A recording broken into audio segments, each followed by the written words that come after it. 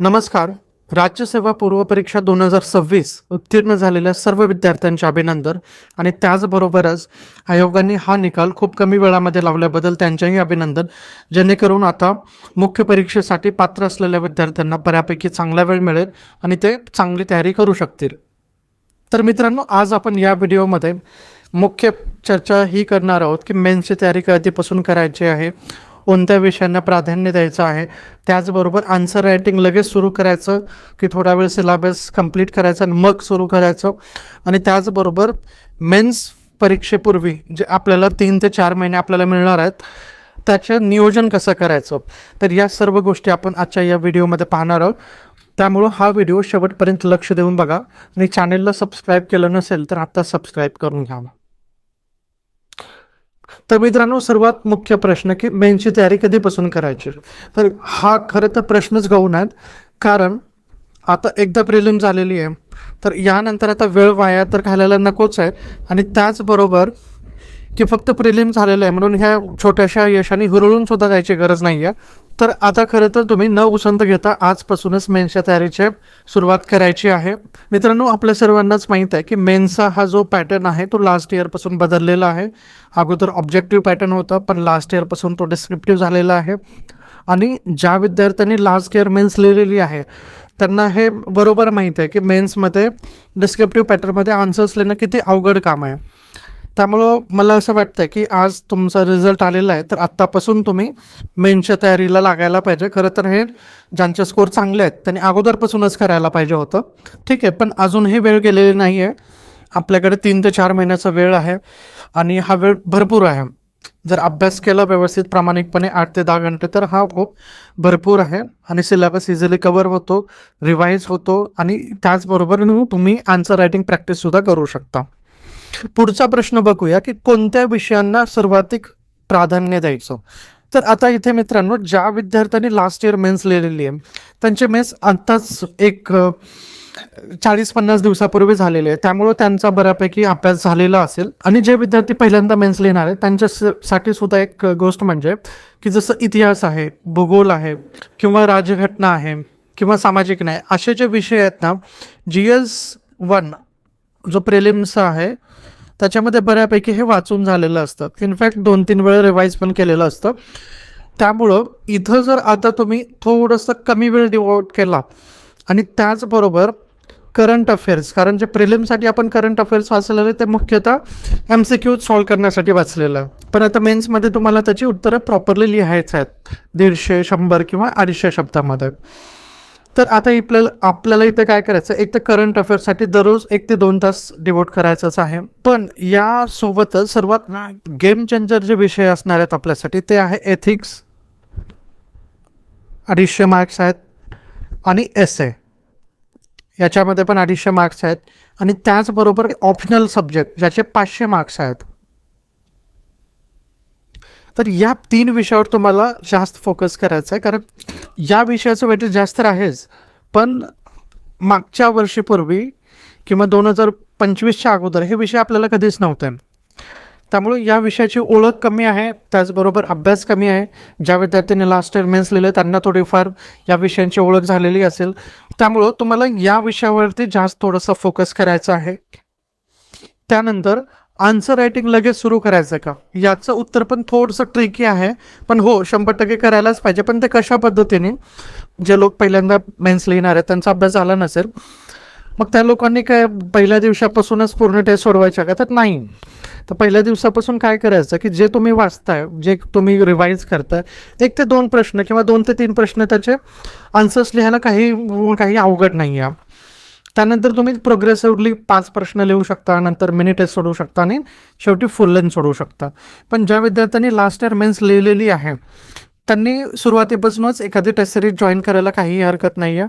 लक्षात ठेवा की लिहिल्याशिवाय मेन्स होतच नाही आहे. फक्त प्रिलिम्स करून काहीही होणार नाही आहे. मेन्समध्ये 1750 मार्क्स आहेत, 9 पेपर्स आहेत, आणि या 9 पेपरमध्ये आपल्याला बरेच विषय आहेत.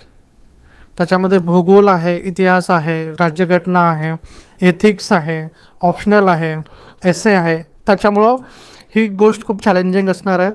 त्यामुळे पहिल्या दिवसापासूनच त्याचं प्रॉपर नियोजन आपल्याकडे असायला पाहिजे की कुठल्या विषयाला किती प्रायोरिटी द्यायचं आहे, कधी आन्सर रायटिंग प्रॅक्टिस करायचं आहे. आणि त्याचबरोबर याचे छोटे छोटे नोट्स, मायक्रो नोट्ससुद्धा बनवले पाहिजेत. कारण काय होतं की शेवटी ज्यावेळेस परीक्षा येते ना, आपण मोठे बुक्स जे वाचलेले आहेत ते सगळं घेऊन बसू शकत नाही. तर त्यावेळेस आम्हाला फक्त या नोट्स येतात आणि तेच लक्षात राहतं. त्यानंतर आता की पुढच्या 3 ते 4 महिन्याचं नियोजन कसं असायला पाहिजे. तर आत्ता आपण जसं डिस्कशन केलं, जे विद्यार्थी पहिल्यांदा येणार आहेत त्यांनी थोडंसं सुरुवातीला सिलेबस कव्हर करण्याकडे लक्ष द्यायला पाहिजे आणि हे सगळं टार्गेट ओरिएंटेड असायला पाहिजे. 1 ते 1.5 महिन्यामध्ये जेवढा होईल तेवढा सिलेबस कव्हर करायला पाहिजे. त्यानंतर सोबतच मी याच्यामध्ये एक गोष्ट ॲड करेन की तुमचे सोर्सेस किती असायला पाहिजे मेन्ससाठी. तर 1 ते 2 सोर्सेस याच्यावरती तुम्हाला वाचायचं नाही आहे. कारण हे फक्त वाचून क्लिअर होत नाही, तुम्हाला डोक्यामध्ये त्या गोष्टी मेमराईज करायच्या आहेत, एक्झाममध्ये रिकॉल करायचं आहे. त्याच्यासाठी तुमचं जे काही प्रिपरेशन आहे ते थोडंसं कॉन्सॉलिडेटेड फॉर्ममध्ये पाहिजे. त्याच्यामुळं कमी रिसोर्सेस, अगदी अचूक रिसोर्सेस आणि त्याचं प्रॉपर रिव्हिजन हे होणं गरजेचं आहे. तर तुम्ही इथे एक करू शकता की एक रेफरन्स बुक आणि एक सेकंड करंट अफेअर्स असेल किंवा अदर जे काही बुक असेल तिथून तुम्ही कंटेंट एनरिचमेंट करू शकता की महत्त्वाचे फॅक्ट्स आहेत, काही डेटा आहे किंवा एखादा फ्लो चार्ट्स वापरायचा येऊ शकतो. तर या गोष्टीचं तुम्हाला इथे एनरिचमेंट करायचं आहे. थर्ड, रिव्हिजन आणि टेस्टिंग. आता इथं याचा अर्थ असा नाही की तुम्ही ह्या 2 फेज झाल्यानंतरच रिव्हिजन टेस्टिंग करायला पाहिजे.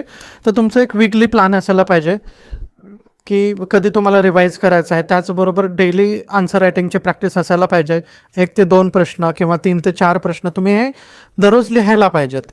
आणि जे फुल लेंथ टेस्ट आहे इथं तुम्हाला थोडंसं ऑप्शन आहे की थोडंसं सिलेबस कव्हर झाल्यानंतर सेकंड किंवा थर्ड मंथमध्ये सुद्धा तुम्ही ते जॉईन करू शकता आणि लिहू शकता.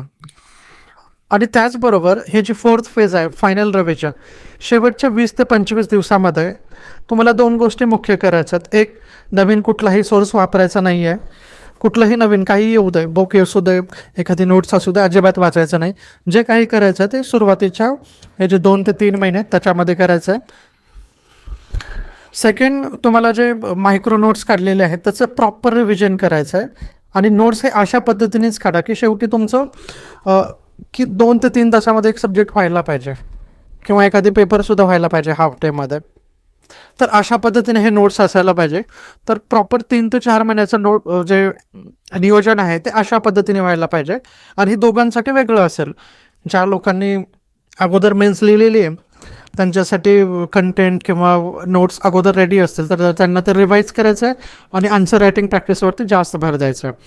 त्याचबरोबर जे न्यू आहेत, जे पहिल्यांदा मेन्स लिहित आहेत त्यांनी पहिल्यांदा सिलेबस कंप्लीट करावा, त्यासोबतच डेली आन्सर रायटिंग करावं आणि पुढच्या टप्प्यावरती वीकली टेस्ट आणि फुल लेंथ टेस्ट सॉल्व करण्यावरती भर द्यावा. तर मित्रांनो लक्षात ठेवा, फक्त प्रिलिम्स क्लिअर करून चालणार नाही. मेन्सचा टप्पा खूप चॅलेंजिंग आहे. त्यामुळं तुम्हाला प्रॉपर अभ्यास करायचा आहे आणि याची तयारी आपल्याला लगेच करायचं आहे.